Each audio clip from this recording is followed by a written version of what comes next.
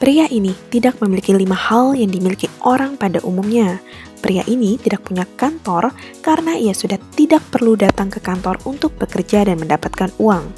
Pria ini tidak punya pelanggan karena ia sudah tidak perlu mencari pelanggan untuk mendapat komisi atas apapun. Pria ini tidak punya karyawan karena bahkan ia sendiri tidak memiliki kantor. Ia hanya memiliki seorang supir dan 2 asisten rumah tangga untuk membantu mengurusi pekerjaan rumah. Pria ini tidak punya bos atau atasan dan pria ini tidak punya utang 1 rupiah pun. Semua properti miliknya pun ia beli secara tunai dan bukan dengan kredit pemilikan rumah atau KPR. Tapi, pria ini sukses menghasilkan triliunan rupiah. Lalu, apakah pekerjaannya? Koruptor? Bukan. Pengusaha? Bukan. Artis? Bukan. Penyanyi? Bukan. YouTuber? Bukan. Atlet? Bukan juga. Lalu, siapakah pria ini dan apakah pekerjaannya? Pria ini bernama Lo Keng Hong.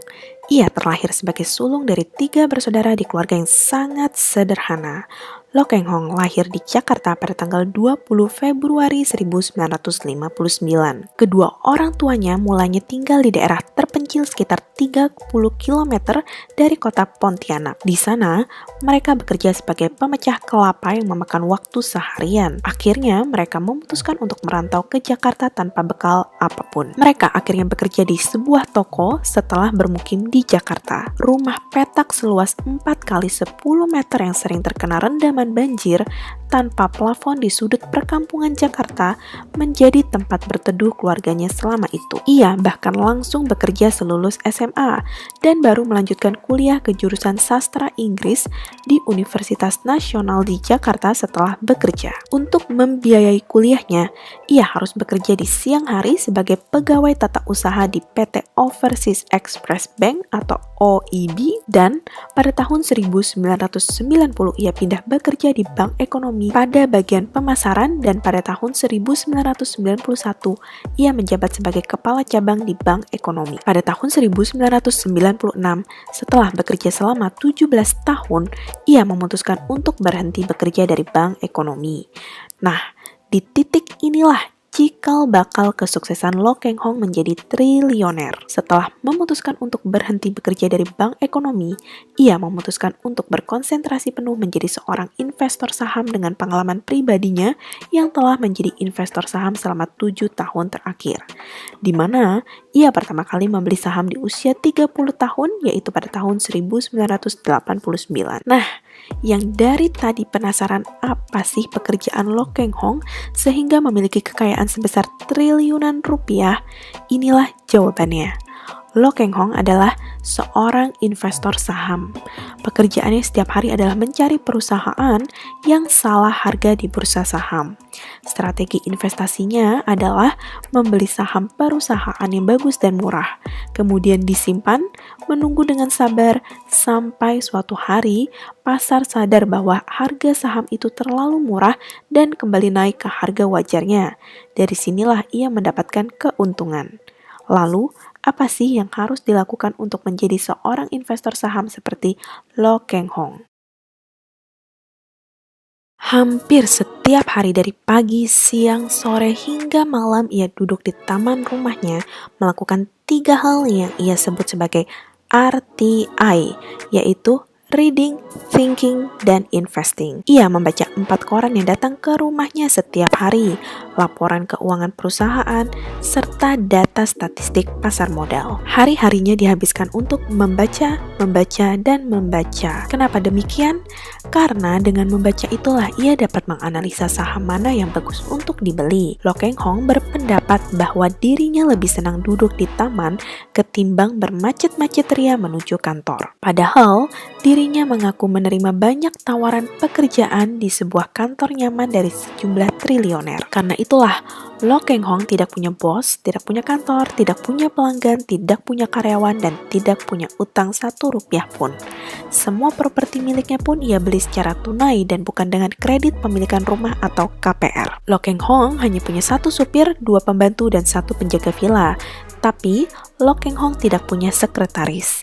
Lo Keng Hong mengakui bahwa ia mengclipping dan memfiling sendiri artikel-artikel tentang pasar modal dari koran setiap hari. Semuanya ia simpan berdasarkan nama perusahaannya sesuai urutan alfabet dari A sampai Z. Dari hasil jerih payahnya tersebut, Lo Keng Hong sudah merasakan tinggal di 5 benua. Setidaknya 2 kali dalam setahun, ia berpergian ke luar negeri bersama istri dan anak-anaknya. Lo Keng Hong menyampaikan bahwa jika ia ingin berjalan-jalan atau merasakan tinggal di negara lain, maka ia akan tinggal di negara lain selama 2 minggu hingga 1 bulan. Saham yang pertama kali Lo Keng Hong beli adalah saham PT Gajah Surya Multifinance saat IPO atau penawaran saham perdana. Akan tetapi, saat listing, harga saham tersebut turun, dan Lo Keng Hong terpaksa menjualnya di harga lebih rendah dan mengalami kerugian. Namun, itu tidak membuatnya kapok. Lo Keng Hong lalu mempelajari investasi saham secara otodidak dengan membaca buku-buku tentang investasi Warren Buffett. Kenapa harus Warren Buffett?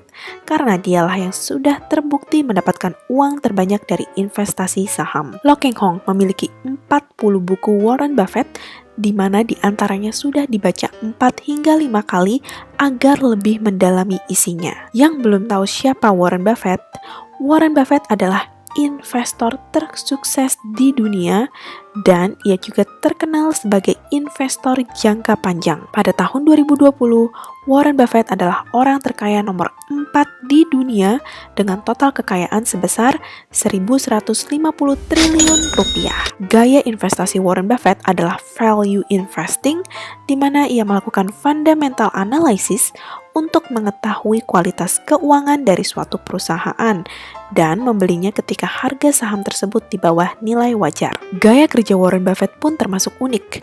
Mungkin hanya dialah satu-satunya CEO di dunia yang tidak suka menghabiskan waktu dengan menghadiri meeting, tidak memiliki email, dan justru menghabiskan waktu 6 jam sehari untuk membaca. Ia mengakui bahwa selama 64 tahun, ia menghabiskan waktu 6 jam sehari untuk membaca buku, koran, dan laporan keuangan perusahaan. I just read and read and read. I probably read 5 to 6 hours a day. Yang pertama adalah selalu berusaha hidup hemat. Mayoritas uang yang Lo Keng Hong miliki, ia gunakan untuk membeli saham karena saham memberikan keuntungan yang terbesar dibandingkan investasi-investasi yang lain. Mungkin, orang lain jika dapat uang akan dikonsumsi atau ditaruh di deposito. Kebanyakan orang uangnya dikonsumsi, misalnya dibelikan mobil. Sementara ia adalah orang yang paling anti membeli mobil karena nilainya yang akan depresiasi atau turun. Sampai tahun 2014, ia masih pakai mobil yang sudah berusia 10 tahun. Yang kedua adalah tidak menaruh uang dalam jumlah besar di rekening bank. Hanya secukupnya saja. Ia meyakini menyimpan uang di bank itu rugi karena bunganya yang kecil. Menurutnya, orang yang menaruh uangnya di bank, misalnya di deposito, dengan bunga kecil dan inflasi yang begitu besar, dia sebetulnya sedang membuat dirinya miskin secara pelan-pelan. Sehingga, Lo Keng Hong menganggap bahwa deposito uang di bank sama halnya dengan menyimpan uang di celengan. Jika kamu menaruh uang Rp100.000 di celengan dan membuka celengan tersebut setahun kemudian, maka nilai uang tersebut tetap Rp100.000 dan justru nilai uang tersebut mengecil dikarenakan inflasi atau kenaikan harga barang. Sebagai contoh, tahun ini biaya sekolah anak atau uang SPP sebesar Rp100.000 dan setahun kemudian saat celengan tersebut dibuka, biaya sekolah telah naik menjadi Rp150.000 sehingga nilai uang tersebut telah turun walaupun nominalnya tetap Rp100.000. Prinsip investasi yang ketiga adalah wajib hukumnya membaca annual report atau laporan tahunan dan financial report atau laporan keuangan perusahaan. Berapa banyak dari investor yang masih baca laporan keuangan? Berapa banyak yang masih melakukan analisis fundamental? Menurut Lo Keng Hong, membeli saham dengan hanya melihat chart tidaklah benar, keliru, dan menyesatkan. Investor harus tahu apa yang dia beli.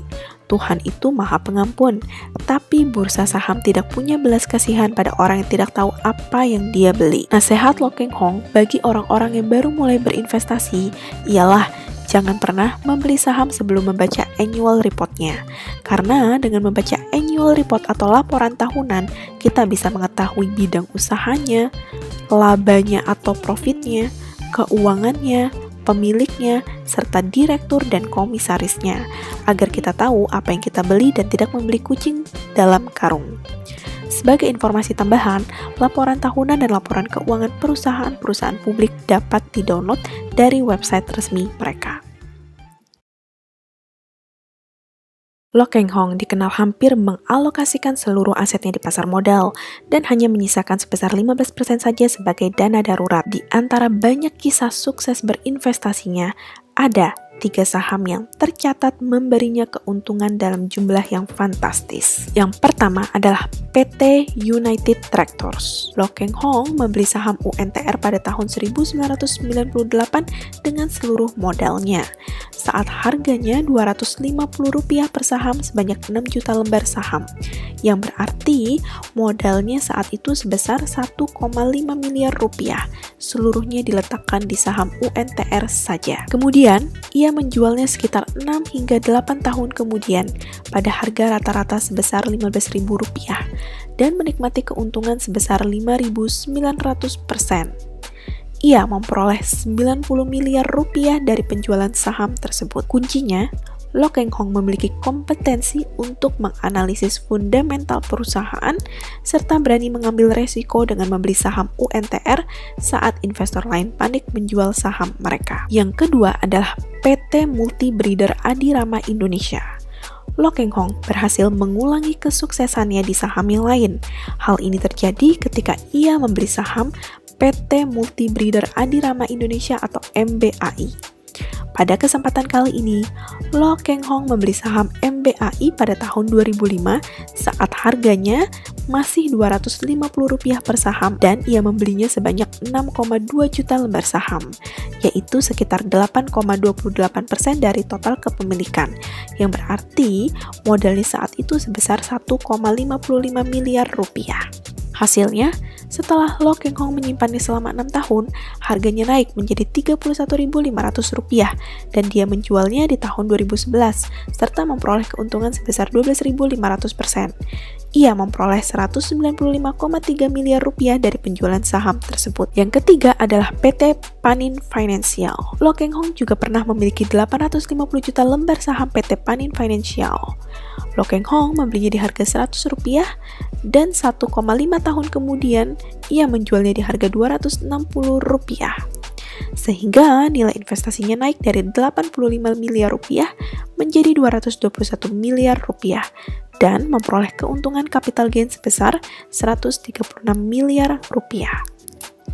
Itulah cerita inspirasi dan motivasi dari investor saham tersukses di Indonesia. Semoga kalian dapat mengambil pelajaran penting dari video ini dan sampai jumpa di video selanjutnya.